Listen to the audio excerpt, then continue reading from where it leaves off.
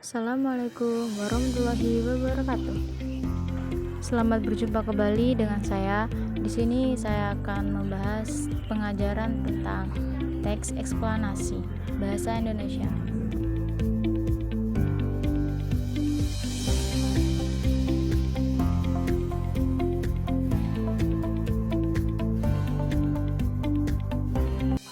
Tahukah kalian apa yang dimaksud dengan teks eksplanasi? Teks eksplanasi adalah teks yang dibuat untuk menjelaskan proses terjadinya suatu fenomena atau peristiwa, baik fenomena alam maupun sosial secara ilmiah. Teks eksplanasi berfungsi untuk memberikan penjelasan kepada pembaca tentang proses terjadinya sesuatu yang disusun menurut prinsip sebab akibat. Fenomena alam adalah peristiwa yang tidak diciptakan oleh manusia. Beberapa contoh fenomena alam adalah letusan gunung berapi, kondisi cuaca, dan proses pembusukan makanan. Di sisi lain adalah gejala-gejala atau peristiwa-peristiwa yang terjadi dan dapat diamati melalui kehidupan sosial. Nah, kita juga akan membahas tentang ciri-ciri teks eksplanasi. Jadi yang pertama adalah struktur teks eksplanasi. Struktur teks eksplanasi terdiri atas yang pertama, pernyataan umum, yaitu pernyataan yang bersifat umum dan berisi gambaran awal tentang hal yang ingin dibahas dalam teks eksplanasi. Yang kedua adalah deretan penjelas, yaitu deretan penjelas adalah inti penjelasan tentang dalam teks eksplanasi.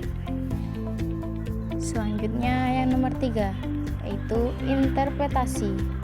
Interpretasi adalah pandangan atau kesimpulan penulis tentang hal yang disampaikan dalam teks eksplanasi. Ciri-ciri teks eksplanasi yang kedua adalah memuat informasi yang bersifat aktual. Informasi yang dibahas dalam teks eksplanasi berdasarkan fakta, sehingga kebenarannya dapat dibuktikan secara ilmiah. Baiklah, untuk memperjelas pemahaman kalian tentang teks eksplanasi, ayo perhatikan contoh teks eksplanasi berikut ini tentang rangkaian listrik. Baca dan simak baik-baik ya.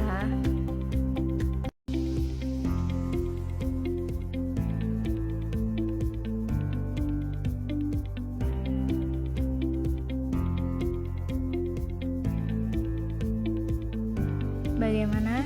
Sudah selesai membacanya? Baiklah, kita bahas bersama. Berikut ini struktur teks eksplanasi yang sudah kalian baca tadi. Yang pertama adalah pernyataan umum. Pernyataan umum pada teks eksplanasi di atas ditunjukkan oleh paragraf pertama. Hal ini dapat diketahui dengan mudah karena paragraf pertama menjelaskan gambaran umum tentang rangkaian listrik.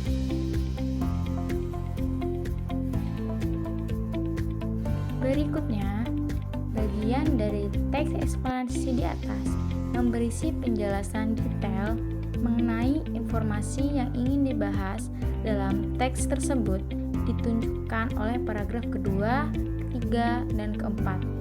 Informasi yang dibahas dalam 3 paragraf tersebut berupa jenis rangkaian seri dan penjelasan mengenai rangkaian seri maupun rangkaian paralel. Berikutnya adalah bagian terakhir dari teks eksplanasi adalah interpretasi. Meski demikian, tidak semua teks eksplanasi memuat bagian interpretasi. Pada teks eksplanasi di atas, kita dapat menemukan bagian interpretasi pada paragraf terakhir, yaitu paragraf kelima. Pada paragraf tersebut dijelaskan kesimpulan mengenai penyebab sebagian besar yang lebih memilih menggunakan rangkaian campuran. Bagaimana semua bisa dipahami kan? Mudah tentunya.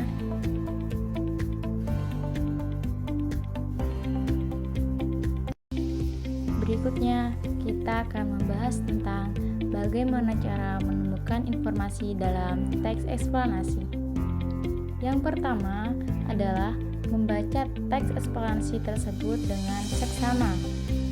Yang nomor 2 adalah perhatikan struktur teks eksplanasi agar dapat membedakan antara informasi dan opini penulis. Hal ini sangat penting karena bagian terakhir teks eksplanasi merupakan interpretasi, yaitu pandangan atau kesimpulan dari penulis teks eksplanasi tersebut.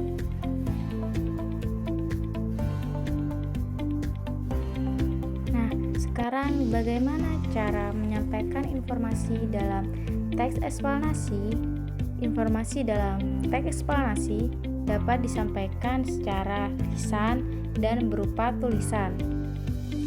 Dalam menyampaikan informasi dalam teks eksplanasi secara lisan, perhatikan hal-hal berikut ini. Yang pertama yaitu sampaikan informasi tersebut dengan suara nyaring agar penerima informasi mendengar dengan jelas tentang teks eksplanasi yang kalian sampaikan. Yang nomor 2 yaitu gunakan intonasi dan ekspresi yang sesuai dengan isi informasi yang hendak disampaikan. Yang ketiga yaitu ucapkan setiap kata dengan artikulasi yang tepat agar mudah dipahami. Yang nomor 4, saat menyampaikan informasi, pandangan mata ke arah pendengar atau audiens. Nah, mudah bukan? Saya yakin kalian pasti dapat menyampaikan informasi tentang teks eksplanasi kepada orang lain. Nah, berikutnya kita akan belajar mengidentifikasi teks eksplanasi.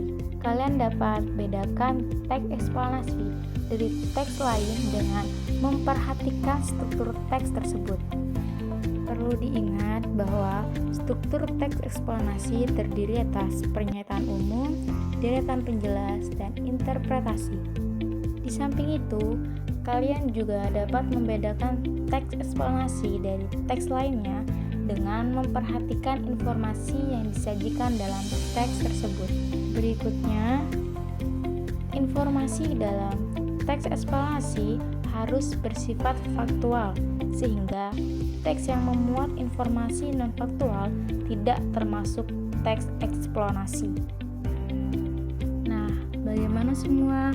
Kita sudah belajar tentang teks eksplanasi, ciri-cirinya, cara mengidentifikasinya, dan bagaimana menyampaikan teks eksplanasi secara lisan.